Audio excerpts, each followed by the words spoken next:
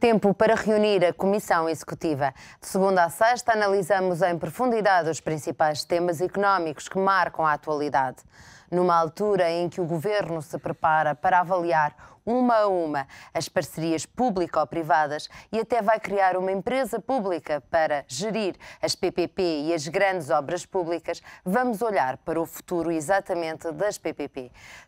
Telmo Vieira, professor universitário, aqui a representação do ISEG, Rui Martinho, bastonário da Ordem dos Economistas, e o nosso comentador residente das quintas-feiras, o gestor Franklin Alves, são os convidados desta Comissão Executiva para falarmos sobre PPP. Obrigada aos três pela vossa presença neste programa. Rui Martinho, é possível haver um diálogo sobre PPPs? Bom dia. Eu acho que não é só possível, é necessário. Neste momento já temos alguns anos de prática das PPPs, já conseguimos também, eu acho que, observar com alguma distância o que correu bem, mas sobretudo o que correu mal, e vemos que efetivamente é necessário mexer neste domínio por variadíssimas razões. A primeira das quais é que há três fatores que têm provocado desvios naquilo que são os planos iniciais das PPPs e depois a sua concretização e realização. Penso que um deles é uma planificação menos cuidada, uma má planificação. O segundo tem a ver com a própria indefinição da política das PPPs.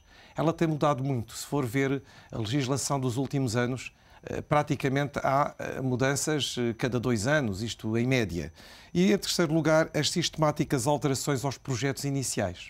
Tudo isto, conjugado com uma preparação talvez menos cuidada daqueles que representam o Estado, faz com que as PPPs tenham mesmo que ser reobservadas, reanalisadas, não propriamente para serem abandonadas, porque eu acho que a ideia base que presida as PPPs é interessante e merece também ser contemplada e prosseguida, mas terão que haver determinado tipo de correções, determinado tipo de correção de desvios, que neste momento é o momento ideal para se fazer, até porque na preparação do orçamento os dois partidos com maior votação e com maior representação se comprometeram a fazer uma análise cuidadosa e criteriosa daquilo que são os PPPs, do seu estado atual e como vão proceder para o futuro.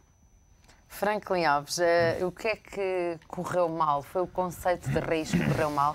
Porque acho que a maioria dos agentes e se calhar dos portugueses é unânime em que as PPP têm futuro e são uma forma de financiamento de grandes projetos boa. É o conceito de raiz em Portugal que nasceu acho que mal? O conceito de raiz era correto, que era basicamente utilizar um mecanismo de transferência para o setor privado da construção de grandes projetos, nomeadamente infraestruturas, em que a responsabilidade e a capacidade de financiar esses projetos e a assunção do risco intrínseco do projeto eram basicamente assumidos pelo setor privado, tendo como contrapartida uma taxa de remuneração apropriada, mas tendo necessariamente em conta que estamos a falar de projetos que tinham uma natureza de baixo risco.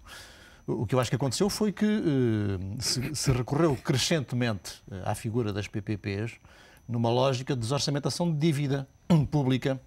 Eu tenho um gráfico, que é o gráfico número 1, que mostra efetivamente qual foi o ritmo de crescimento das PPPs. Não é? E nota-se claramente que nos últimos anos a dimensão dos compromissos assumidos com as PPPs é uma coisa espantosa, não é? Portanto, nós temos, de acordo com o último relatório das parcerias público-privadas, 30 mil milhões de compromissos assumidos, pelo menos aqueles que são registados, e com uma agravante que no gráfico 2 também se pode ver, que é... Sendo que o maior ano no seu gráfico aqui é o ano de 2008. É 2008. Mas, enfim, temos de facto aqui um crescimento acelerado. Isto são os compromissos...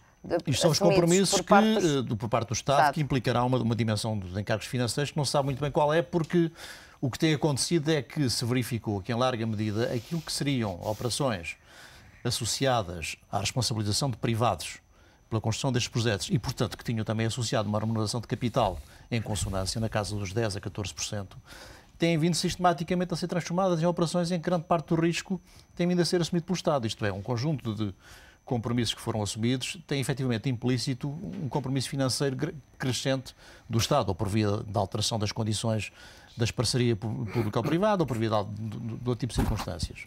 E nota-se efetivamente, acima de tudo, essa tendência de desorçamentação, que inclusivamente nos casos mais recentes passa por algo que, pelo menos por aquilo que me tenho dito, e que se for verdade acho que é preocupante, que é introduzir mecanismos de sobrecusto na atribuição destas concessões aos operadores por via de prémios de concessão que os privados pagam à cabeça e que ajudam ao equilíbrio orçamental, que é depois compensar com a contrapartida subsequente de... correr bem?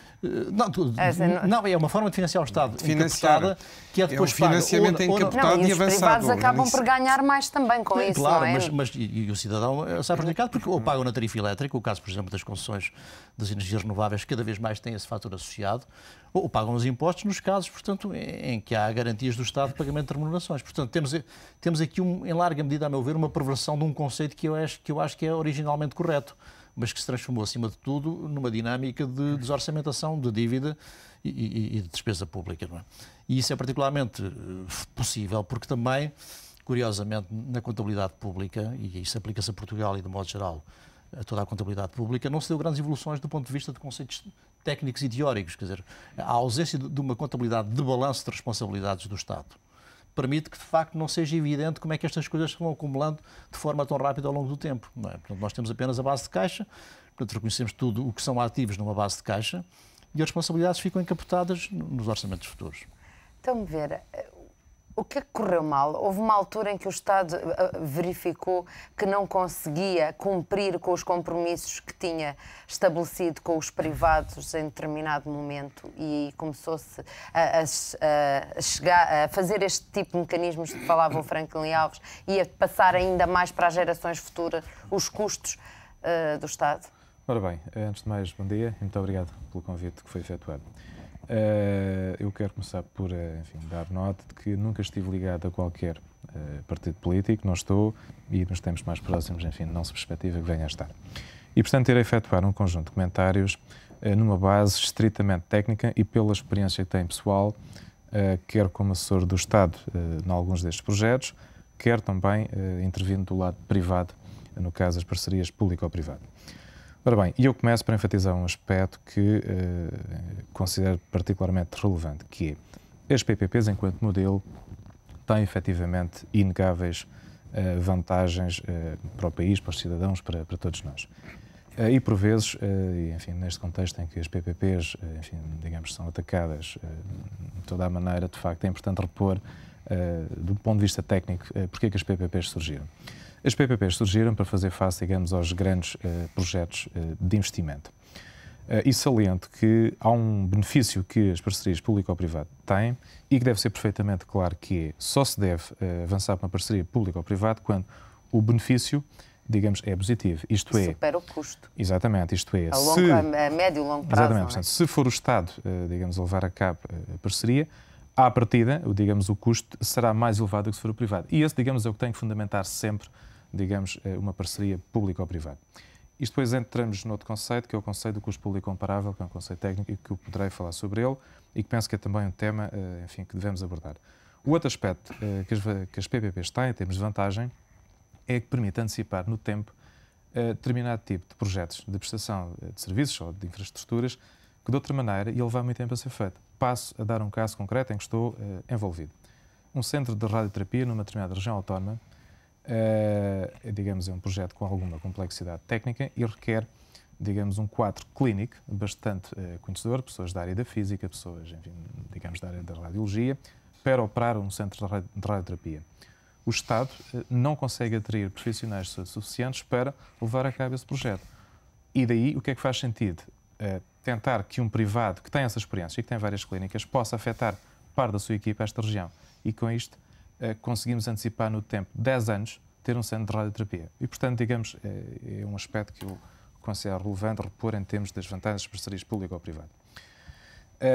Existem naturalmente outras vantagens, mas, enfim, não me vou alongar sobre elas. O que eu quero também enfatizar é, de facto, alguns aspectos correram mal. E eu diria, um dos aspectos que correu mal é, efetivamente, isto que foi referido pelo Dr. Franklin Alves, que é a desorçamentação. As parcerias público ou privado não devem ser uma forma, naturalmente, de desorçamentação. Nomeadamente, isto que foi referido agora, que é impor um sobrecusto à partida, que é o privado, por exemplo, tem que comprar um edifício por um valor que não vale e que fica depois diluído na renda ao longo do tempo. Isto, de facto, do meu ponto de vista, enfim... Que é penalizante também para o Estado, obviamente, não é? Sim, é naturalmente penalizante para o Estado e, do meu ponto de vista, isto está errado. Agora, efetivamente, o que é que correu mal? eu diria que foi efetivamente a questão do planeamento, que foi referido pelo Dr.